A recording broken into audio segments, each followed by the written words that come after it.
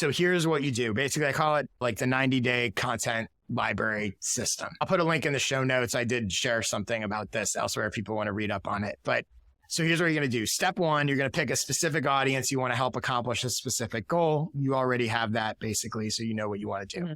Then you're going to write a list of 30 things they need to do to accomplish it. Very specific. It can be the kind of questions they have, but it doesn't even have to be in order. But if somebody came to me and said they want to design a garden, here's 30 things that they need to figure out in order to do that. For each thing on your list, you're going to create one piece of content that shows them how to do it. So let's say, I don't know anything about gardening, but let's say you need to plant a flower bed. So you're going to have one piece of content that's like, how can I tell them how to plant a flower bed? Then you're going to create one piece of content for each of those 30 things that explains why they need to do it. So here's how to plant a flower bed. I'm going to do a separate piece of content that this is why you need to plant a flower bed. Then you're going to create a third piece of content that is for each of those 30 things that shows how others have done it. So that piece of content might be, here's examples of amazing flower beds, or here's how this person made their flower bed, or whatever. So for each of the 30 things, one, how to do it, one, why they need to do it, and one, examples or case studies of how others have done. You now have 90 individual pieces of content based on 30 things that your audience needs to do to accomplish their goal. Then you're going to publish. And by the way, you don't have to create all 90 at first. You can create as you go, but you're just mapping out, what you're going to do.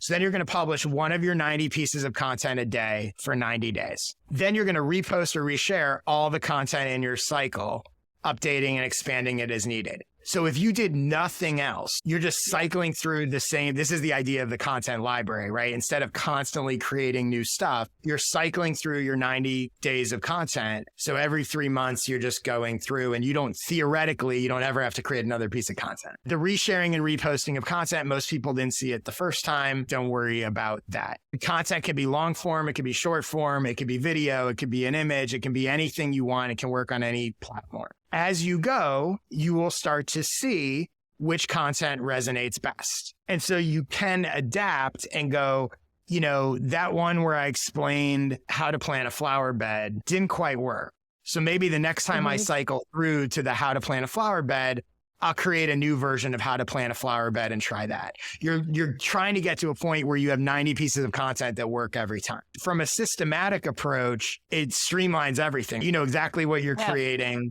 And you don't have to every day or every week go, well, what do I want to post this week? And it's all aligned with the right stuff. So that's one system that I think you could easily do on any platform.